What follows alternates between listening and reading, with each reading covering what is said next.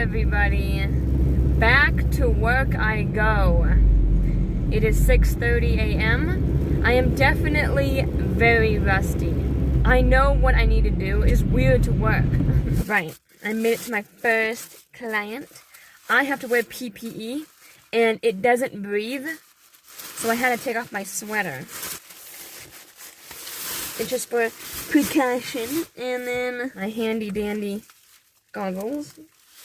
This wraps around me like so. And it wraps in front of me. I think I'm doing it wrong. I mean, who cares? And then, because I don't fit a N95 mask, I have to put on a regular mask. Like so. And then this mask has olive fur all over it. So this is my makeshift N95 mask. Let's do this. Hello! I'm going to Starbucks because I left my Red Bull at home. Starbucks employees are the nicest people, I swear. My day is done. I am going home now. It's 11:30, 11:40, 11 something, almost noon. Let's move. Hi, I'm home. Yesterday, before going to bed, I made spa water. Spa water is ice, water, and fruits. I got strawberries, blueberries, and blackberries. And it's supposed to make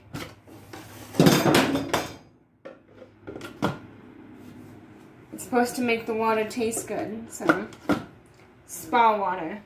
Let's get a glass.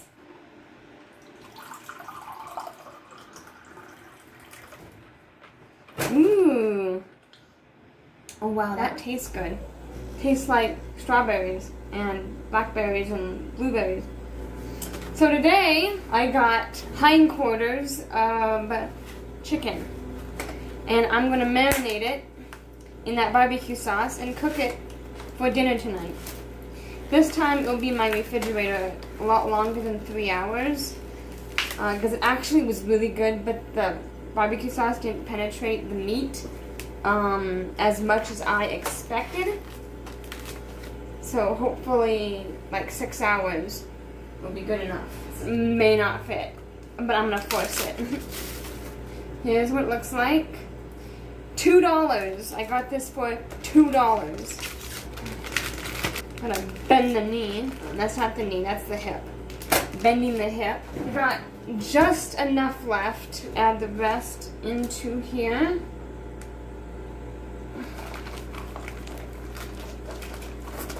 Alright, in my refrigerator. Hi, it's 8:45 p.m.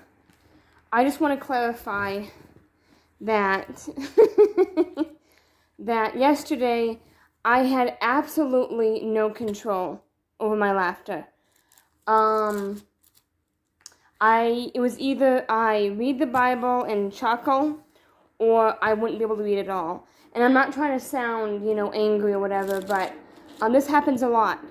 As I said in my first clip, there are times where Satan will literally get in my way, and I was not going to let him, distract me from reading the Bible.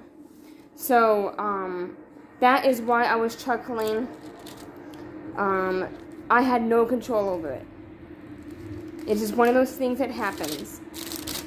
We are reading, what were we reading? Hebrews. Hebrews chapter 2.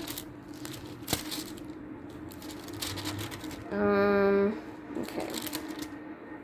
Alright, let's begin with Hebrews chapter 2.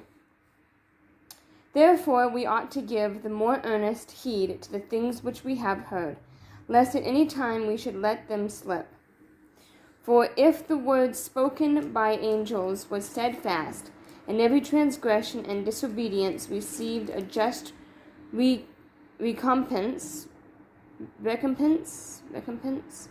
of reward, how shall we escape if we neglect so great salvation, which at the first which at the first began to be spoken by the Lord, and was confirmed unto us by them that heard him. God also bearing them witness, both with signs and wonders, and with the divers miracles, and the gifts of the Holy Ghost, according to his own will? Oh, that was a question. If I don't know there's a question mark, then I don't read it as a question, and then it confuses me. Let me go back to verse 4 again. God also bearing him... Miss Olive, hello. You want to sit and join? God also bearing them witness, both with signs and wonders, and with divers miracles, and gifts of the Holy Ghost, according to his own will. For unto the angels hath he not put in subjection the world to come whereof we speak. But one in a certain place testified, saying, What is man, that thou art mindful of him? Or the Son of Man, that thou visitest him? Thou madest him a little lower than the angels. Thou crownedst.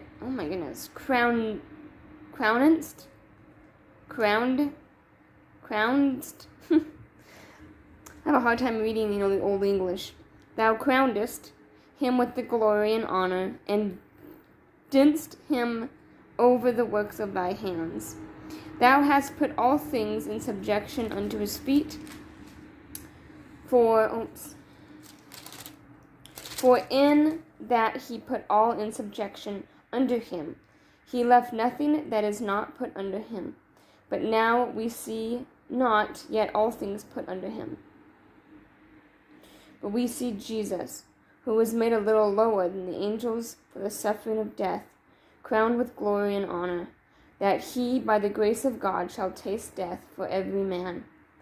For it became him, for whom are all things, and by whom are all things, in bringing many sons unto glory, to make the captain of their salvation perfect through sufferings. For both he that sanctifieth and they who are sanctified are all of one. For which cause he is not ashamed to call them brethren, saying, I will declare thy name unto my brethren. In the midst of the church will I sing praise unto thee. And again I will put my trust in him. And again, behold, I and the children which God hath given me. For as much then as the children are partakers of flesh and blood, he also himself likewise took part of the same, that through death he might destroy him that had the power of death, that is, the devil, and deliver them who through fear of death were all their lifetime subject to bondage.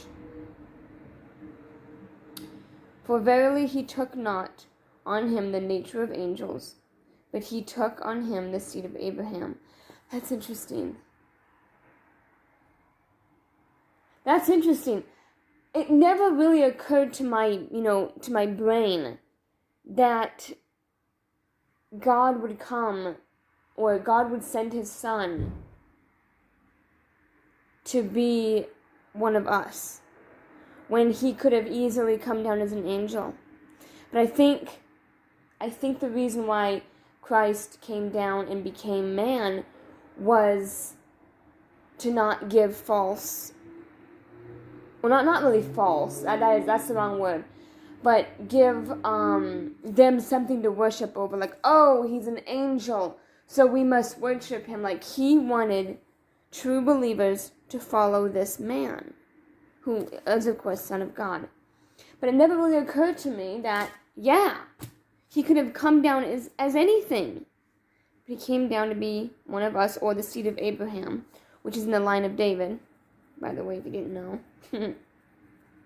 Verse 17. Wherefore in all things it behooved him to be made like unto his brethren, that he might be a merciful and faithful high priest in things pertaining to God, to make reconciliation, it's a big word, reconciliation for the sins of the people. For in that he himself hath suffered being tempted, he is able to succor them that are tempted. That's why Jesus, went into the wilderness to be tempted. So he can, because, Christ, God, God and Jesus, they're perfect beings.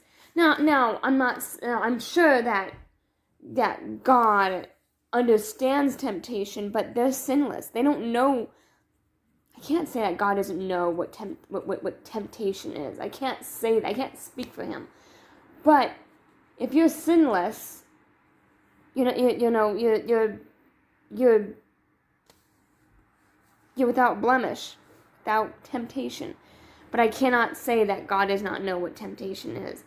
But it's amazing that Christ, when he came down, he was tempted so he would know what we're going through. And he can conquer it. Man, my hand itches. My hand's really dry. I started working today, you know that. So I'm washing my hands more, and my hands are getting itchy. Anyway, you guys, that's the end of the video. Man, I'm itchy all over. I will see you tomorrow morning. I'm starting work tomorrow at, I have no idea. You'll see me when you see me.